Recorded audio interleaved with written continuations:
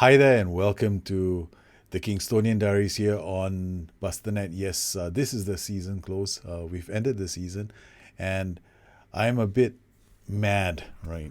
I'm really, really upset with my board because I went to the board and told them to improve the youth recruitment, and they turned around and said, "No, we don't believe in signing youth. We just want you to sign players." And I'm like, "What?" So I'm like, okay, so there's no youth development in this bloody club. So I've got to go out there and sign players. So it really was mad. Then as I reviewed the season, we kept getting players. I mean, players get injured, and it's always the same two players: Marcus Bertinelli or Sam Johnston, Marcus Bertinelli or Lee Birch. The worst I had was all three of them were injured. And then in one, I have had two games where both my keepers got stretched off. Jonathan Denzel ended up being a keeper in both games, and it didn't really help. We had a good start to the season, largely down to the fact that Bettinelli was fit, so he could play. So we were able to at least put some points on the board. But towards the end of the season, these three wins became crucial. Basically, the win over Stoke, the win over Norwich, the point against Burnley, and the win over Wolves, enough to keep my head above water. The highest position we ended up in was 12th. 12th. I was so impressed with that. I mean, we did okay. I mean, this is 10th. We did okay, and then we were we were close to relegation, and then we ended up here, and then we managed to hold on to this position without dropping. I mean, those defeats didn't really knock us back. We were okay, but now it's time to review the season, right?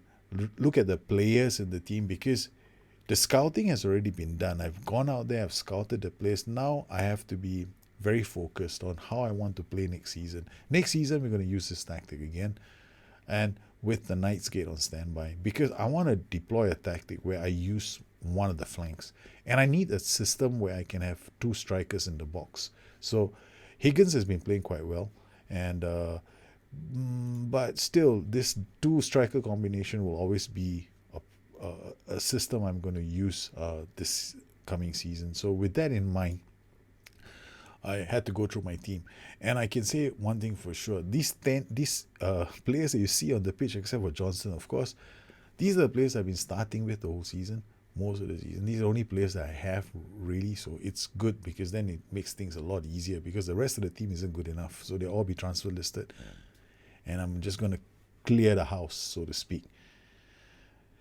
So it becomes an exercise in finding out what these players have. So Cavari, let's start with the centre backs, because Stefan O'Connor, jumping reach 15, not that bad. Tackling 14, heading 14, determination 15, positioning 13, no, okay. All right, he's still in the team. His jumping reach is 15, that keeps him in the team. Burn. Jumping reach 17, okay. Positioning 13, not very good in terms of his mental positioning. Concentration a bit on the low side, but generally all right. But when it comes to marking and tackling, not that fantastic. Dominic Ball kept getting injured this season.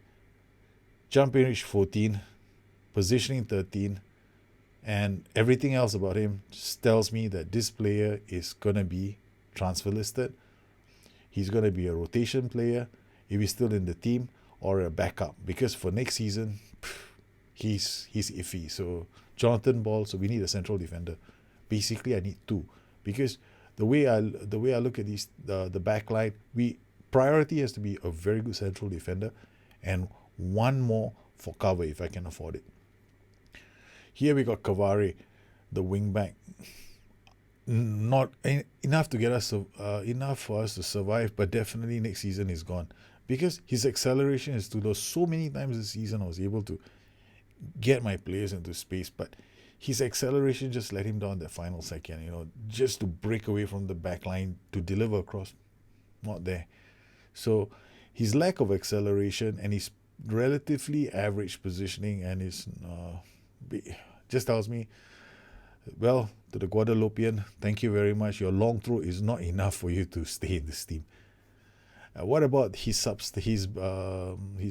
other player, Megiem Vovoyeda? Again, this Kosovan, 11 for acceleration, not that good. Still on the slow side. So both these players may not be. I mean, Cavari is going.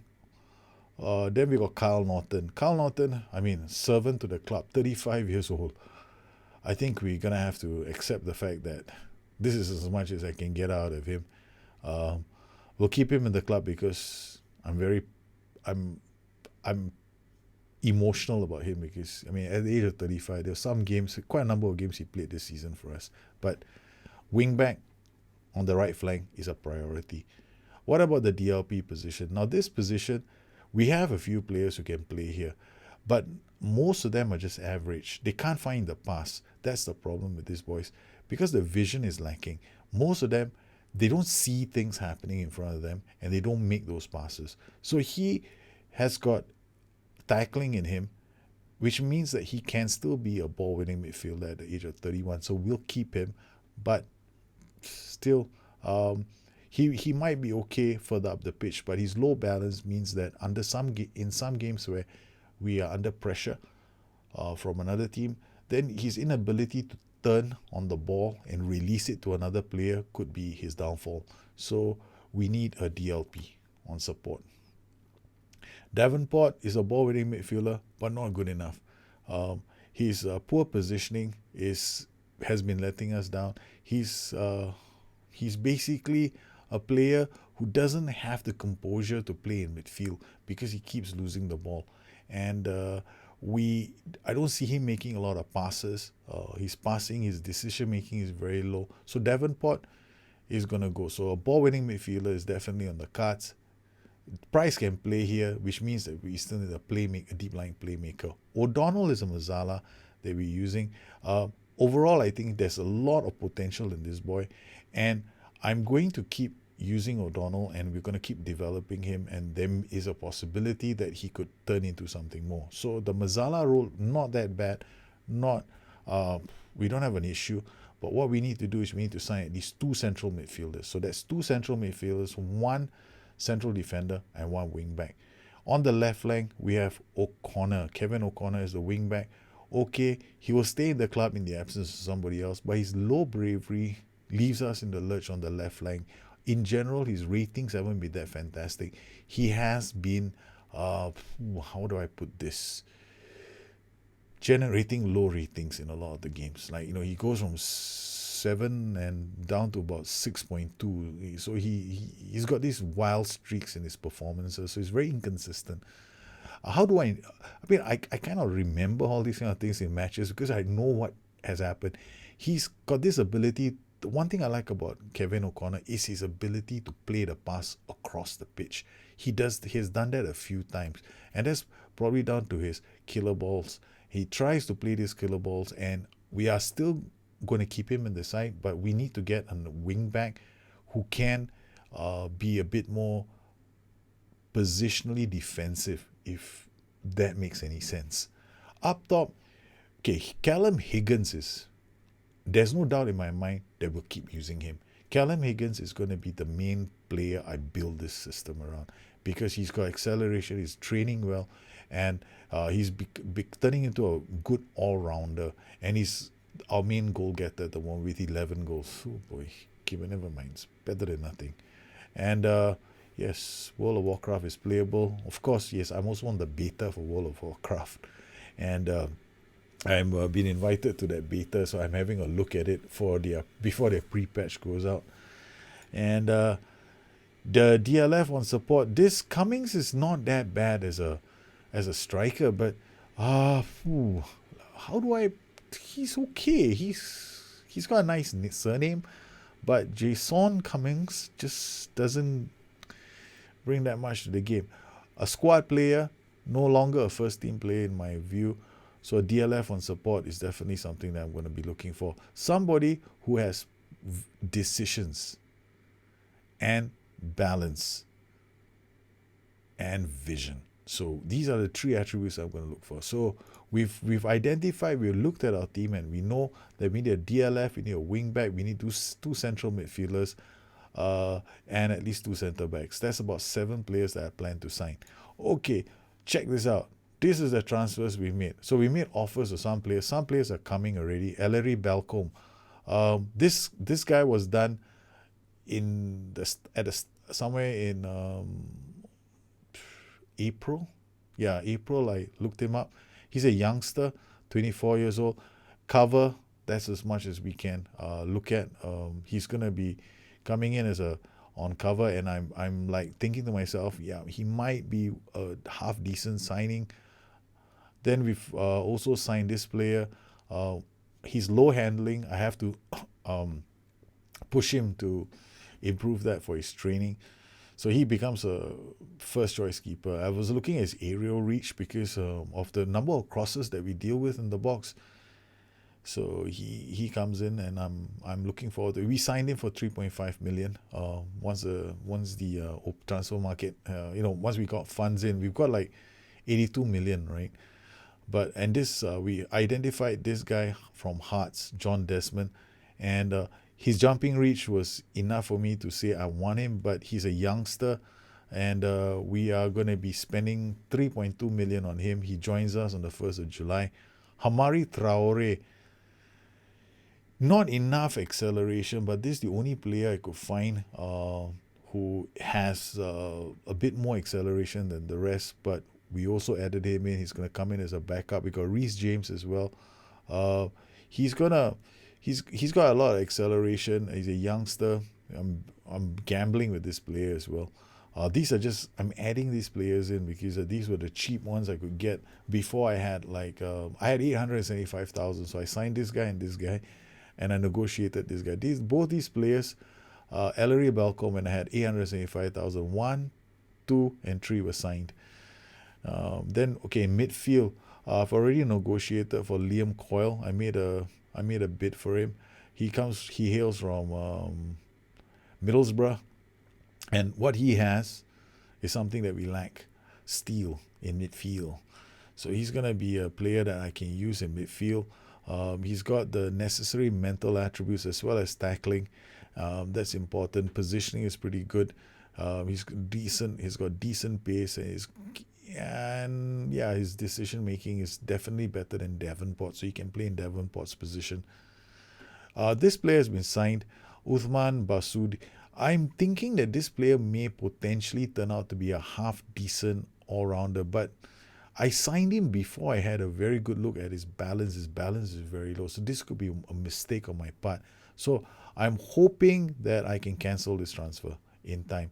I don't think so, because like Liam Coyle, we can withdraw the offer. Uthman Busaid, we'll see if I can. He's going to have to join the club, right? So hopefully I can say no. I don't think that's possible.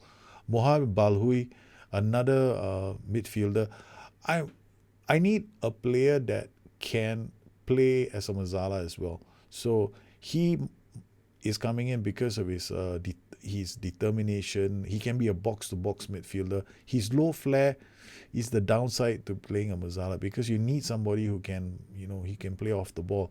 But this option is an option that we lack to give me other options with my tactics. So he has a decent balance, and I'm just going to be working on trying to improve his flair. Hopefully he gets better over time. He's still young, 24 years old. But we're not done yet, because if I go to my short list, this is the rest of my short list. So we've got defenders here, and what I do is I am looking at like stuff like this. So Reece James was signed because he's actually better than most of my other central defenders, my wing backs, and that's the reason why we signed him, because of his blistering acceleration. So he might start a lot of my games because he can explode out of the gate. So I'm hoping, but his low bravery is making me a bit worried. So this means that I'm still looking for another wing back. So here we have. So what I do is I just hop on to acceleration 17 in my list, and then we got this Argentinian 78, Latoro whatever your name is, Braghiri from Argentina, worth 2.7, value 2.7 million. There's no asking price, but wanted by Anderlecht and Sevilla. So because he's wanted by Anderlecht and Sevilla, that actually influences my decision as well. So what I'm going to do is I'm going to come in here and make an offer for him because I don't know, my scouts haven't come back with detailed information on his on his contract, so we're going to scout him a bit more. Hopefully, the scouting is still in progress, so all the information is not yet. Hopefully, we get all the information out in before I can make a final decision. Then, so 16 Southend, Reece James will join us, and then I was thinking about David Sasay. David Sasay is actually kind of interesting because he's got acceleration, balance. Is balance really needed on the flanks? I'm not too sure. I might want to sign him, but the thing is, he's not bad. So, David Sasay at 625,000, we're gonna put in an offer for him. He might make a very good option off the bench. So we've got those players in tow. Central defenders. Now I know I've signed Desmond, right? But I still want somebody who can do the job. So here I got shortlist defense. The one thing I'm looking at is jumping reach. So here we got Patrick Bauer. Now I've been looking at this player for a while.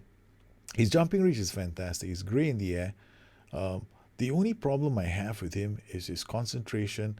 At his age 31, he's very, very cheap, but his tackling is not fantastic. So he's only going to be very, very good in the air.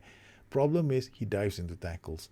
So we're not going to we're not going to sign him. Then I've got Reece Oxford playing for Burnley, who are going down. I think they're going to be relegated. Let's just check this out. Yes, Burnley are going to be relegated. So what I did was I actually scouted Burnley's back line, and I got ready to make offers for some of their players. So here we've got Reece Oxford, who plays for Burnley. Not too bad. Definitely somebody I want to look at because he stays back. He dives into tackles. It's another problem for me. So I'm going to just hold back on this decision because even though his jumping is fantastic, it's making me a bit nervous.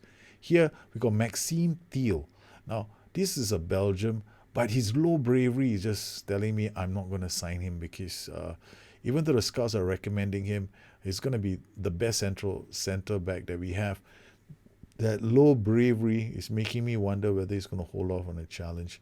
So Reece Oxford, I'm gonna sign him and then I'm gonna try and take his PPM off. So he's going down. So let's put in a bid for about 3.6 million. And we need one more central defender. Even though Desmond is coming, we are not holding back on centre backs. So we got balance, agility, marking, tackling. No, he's not going to be good enough for us. So jumping reach 17. At this point, I will stop and focus on the strikers up top. Now, for the strikers, what I would do is I'll go back to my overview and I'll customize this, and I'll focus on the attributes I'm looking at. So here we've got attributes which are mental, and I need him to have off the ball. I need him to have vision. I need him to have decisions. So these are the main ones I want because we are looking to get a player that can play as a DLFS, a much better DLFS than what we have. This clean sheet is just a placeholder. So auto-size all the columns, and there we go. So now we have players with decisions. 11 to 15, we've got somebody called Luke Bolton. So, and he's got 1 somewhere. Jumping reach, he can't jump. Glenn McCauley has been on my radar for a while. He's not bad. He used to play for Liverpool. He's got some strength. His passing is only 10. Then we go through the list, and I edit my search, and I add other things like passing to that list. Acceleration of 11, and pick passing of 11. Okay, so our list has just been halved by quite a few players. So we don't have a lot of strikers out there who are available, which means that the player search filter now changes. We now remove this and we go up top for work rate, natural fitness, determination. We remove this, positioning, we remove jumping reach, and we start looking for a striker. And money is no object. Off the ball, vision, balance, composure, decisions, anticipation, passing. So we give it a low benchmark like 13, and then we will see there's a number of strikers on the who fit the bill, and we will scout all of them.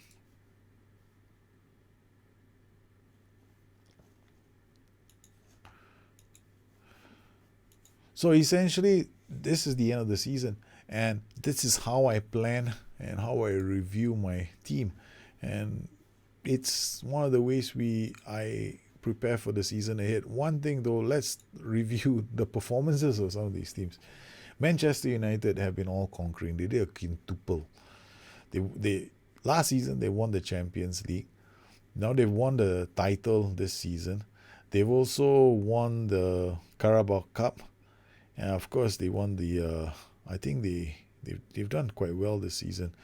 And of course, they're the current defending champions of the Club World Cup Championships as well. So Manchester United are the all-conquering team at the moment. And wow, Millwall have offered me an interview. Higgins wants to discuss matters. Ask Burn to resolve the issue, because I don't want any players coming in knocking on the door to ask for contracts. And we're not going to disrupt the harmony of the team by kicking players out of the club just yet. So we got Liam Coyle now, and we do this, and I want to make sure that we don't go over the top with a lot of bonuses. But what I do give them is Team of the Year bonus.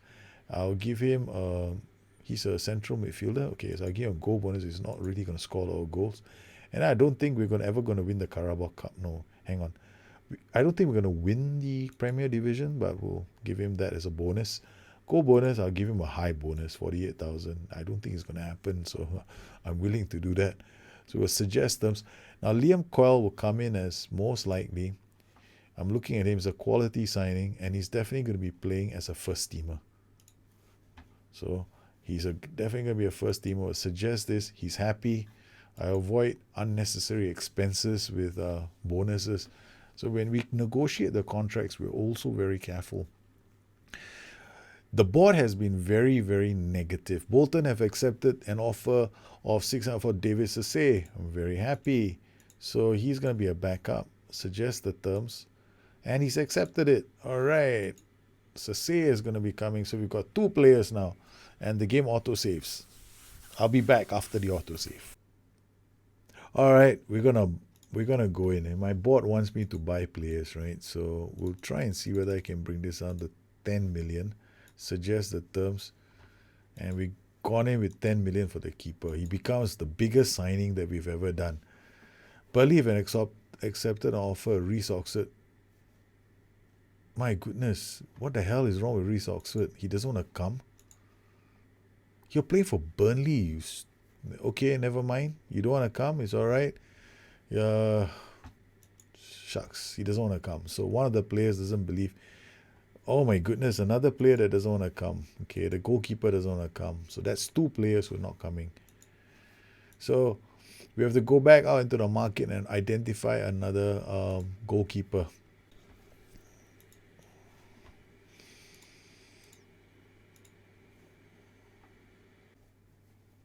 So we got aerial reach of about 16, handling of about 14, and reflexes about 15. These are all the goalkeepers that are available, that are in the market.